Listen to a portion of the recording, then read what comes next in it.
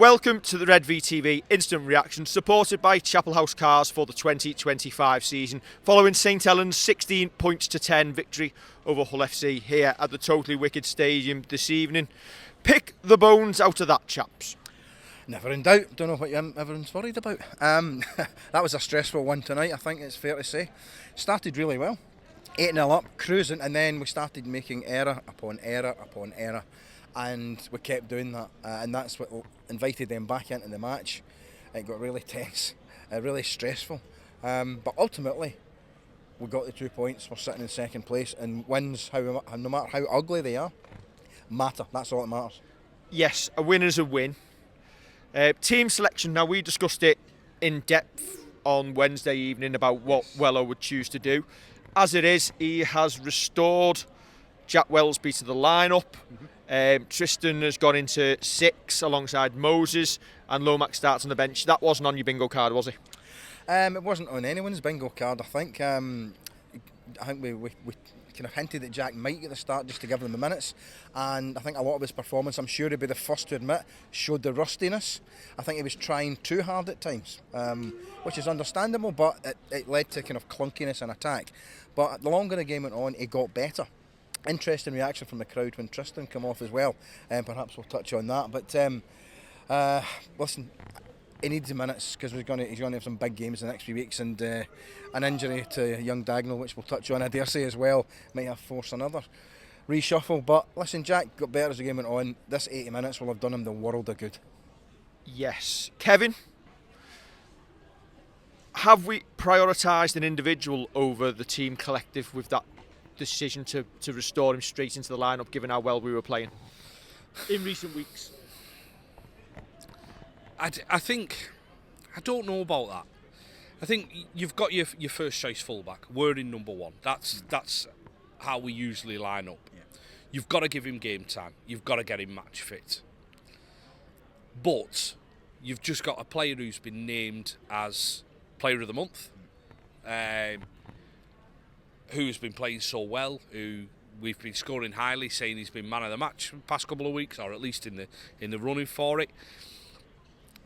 A question you asked me during the game was, what would you do for Hull KR next week? And this is when we still had full complement, Dagnall was still on and everything. I'd have gone with Sailor. I'd have built Jack's minutes up by bringing him off the bench where he was needed. And this isn't a go at Jack, it's not a go at any individual player. I just think we stumbled across a way of looking good while winning, albeit against... And winning, not whilst winning, and winning.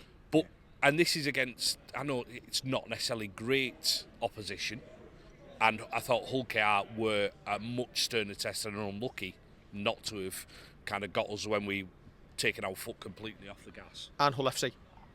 That's what, did I say Hull? Yeah. Oh, did I? All right. Fair enough. There's only one team in Hull, really, though, isn't there? They're on my mind already. They're on my mind already. Only one team in Hull. Sorry, FC fans. I've just got back off my holidays. I'm really not into this at all. I would go with Sailor because we found a way of winning. We're winning well. We're looking good while doing it. As I say, albeit against poor opposition. But if something's working, why mess with it so much? We all know what happens in rugby league, that a player will get injured and you will have to mix it about. And that one might well have been tonight, where Dagnall goes down and you say to Tristan, right, you're going on the wing like you did for a couple of weeks earlier in the season, and you can do that. I just think that some of the calls like that, that's what puts the coaching staff under pressure. Yeah, and I think we said during the game, if it was to go wrong after he made that call in the second half, he'd have been getting pelters this evening. As it is, we've gone on gone on to win the game. I think I'm leaning into the Wellens is going to get another year camp, and I said to you, didn't I? If we were to finish second, have we overperformed this season, overachieved potentially, given where we thought we'd finish at the start of the season? Maybe. My biggest issue with him is that players get picked on name, past performance, and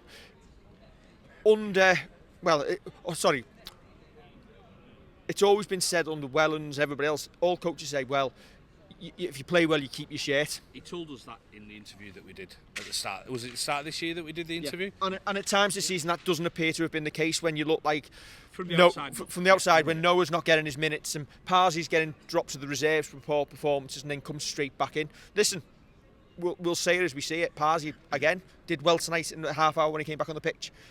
He's making meters, but at that point in the year he wasn't, but gets prioritised. Tonight, yes, we want to get Jack Wellsby the minutes, but it worked last week bringing him on. There was no need to switch the team round as we did to put him straight back in, and it looked like our attack became disjointed because of it. Before Peter comes in on this, it's important to go with what Peter said. Jack did improve as the game went on. First half he was rusty as anything. Passes weren't crisp. They weren't even finding a man. And if they did, he was in a blue shirt. They weren't finding Saints players.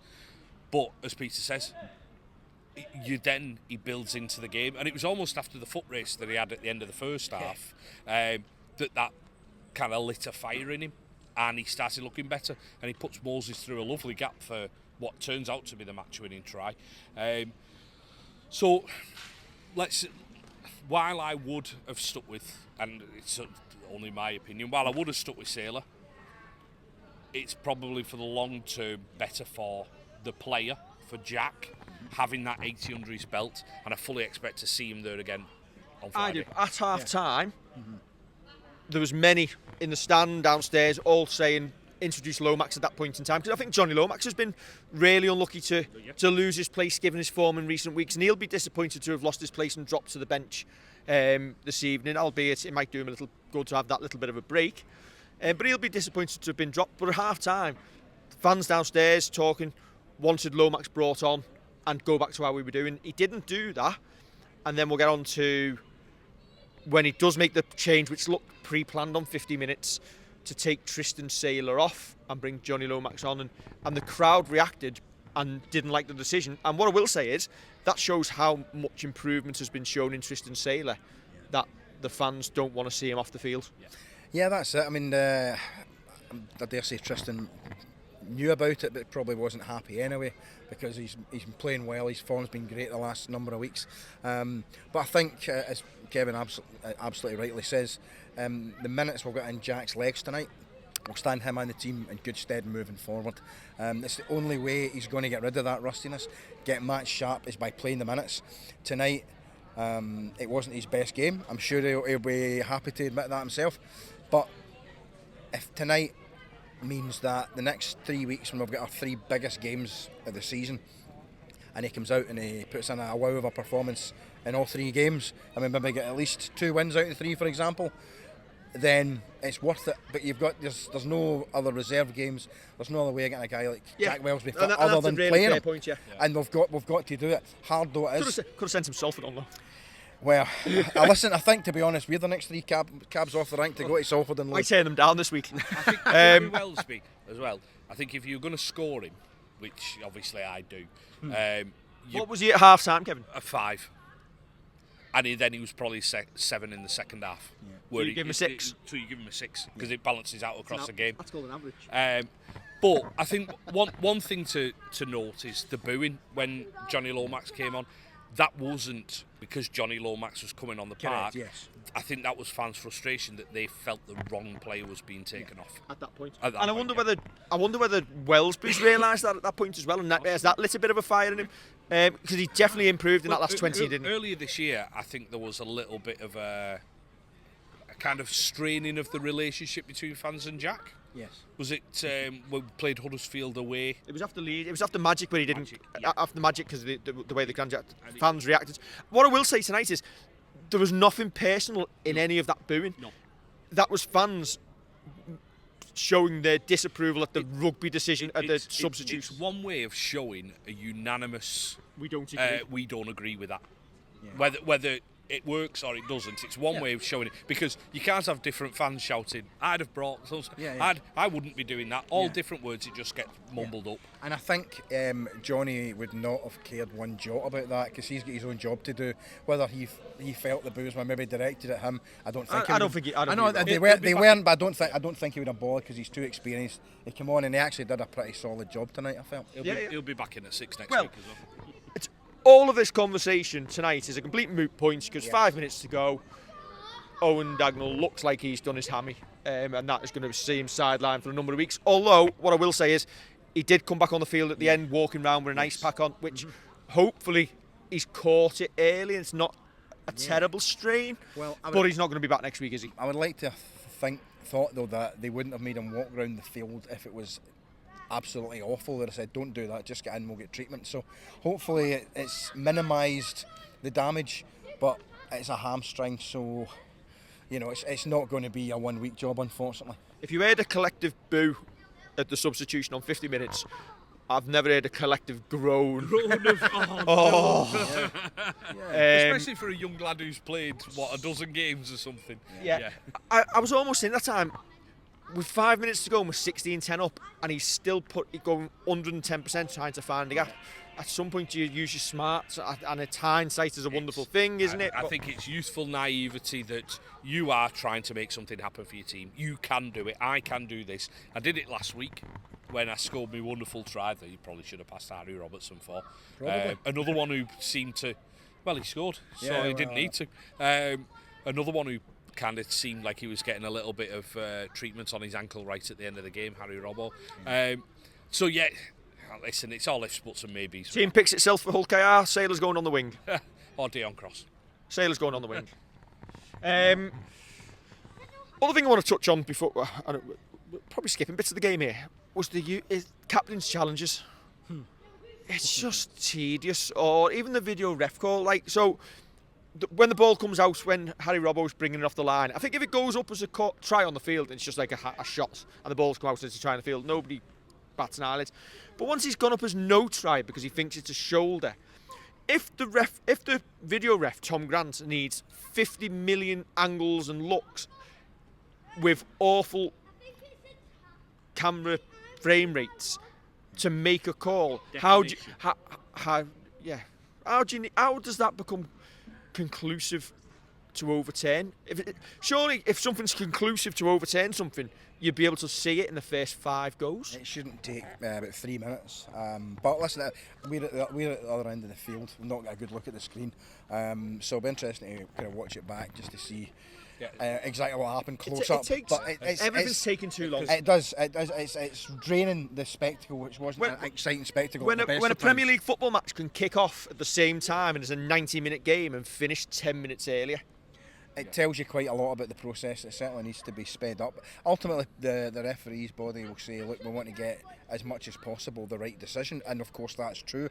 But sometimes I was in the end just give the try, just so we can carry on with the game. Get on with the game, exactly. You know what I mean? Apparently, and I don't know how true this is. So I was reading on Twitter during the game that there was an angle that showed Robbo getting hit in the head, and it didn't get shown. Well, again, that's conjecture. We'll just need to wait and see if we see that on social media or whatever. But it's gone now. We just need to deal with it. It didn't affect the result, thankfully. But what we want, in a general term, I think everyone can probably agree with us, is consistent refereeing, and referees, the captain's challenge and video ref decisions have been a lot quicker dealt with, and I think more decisiveness. Are we doing Hull FC a disservice tonight? Are we saying we played poorly, or is that because Hull FC played well? I think the first 10-15 minutes we were playing as well as we did against Wakefield, as well as we did last week, and then Hull's intensity levels went up. And I thought once the Sharks got into the game, Hull FC got into the game. Winning friends and influencing people. Sorry, Hull FC. Is it a good job Zach Hardiger's got a noodle for a leg? Yeah. Probably, and the fact that he got rounded by Morgan Knowles from 50 metres out. Yeah. But no, I think their intensity went up and ours dropped, and it was quite similar to the game that we had over at their place. Yeah. I think we probably are doing a bit of a disservice by not saying that they were good tonight, considering they were missing. If they have John Asiata in that team, I think their forward pack potentially gets them over the line. They didn't. Yeah. We're walking away with a win. I'm happy that we're walking away with a win, but we need to be better than that. We're coming into 3 massive games. You cannot go in like that. No, we can't. will we win next week based on that performance? No. Not based on that performance, but then again, Hull KR won't beat us based on their performance last night either. But listen, it's there's going to be a lot of Saints fans travelling over. I just want to mention before you guys come over, I seen a couple of the East Devon Redvee were talking to me, so I want to wish them a safe travel home, and hopefully you bring. If you're a real fan, get to Hull next week. Yeah, that's right. So What a trek that'd be! Yeah. Hull to Devon. Yeah, Saints fans in one day. Saints fans everywhere. I think that's what we're. I mean, I've come back from Anglesey today. Got back home. Anglesey Saints. Quarter past. Got back at 6:15, and for some reason came and watched that. Contractually obliged. Yes. Is that it all covered? Anything else you want to talk Listen, about? Kev's t-shirt. How lovely is that?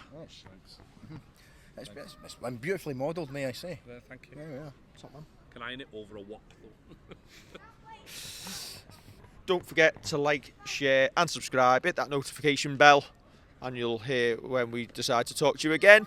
And Zach Ardika has got a noodle for a leg.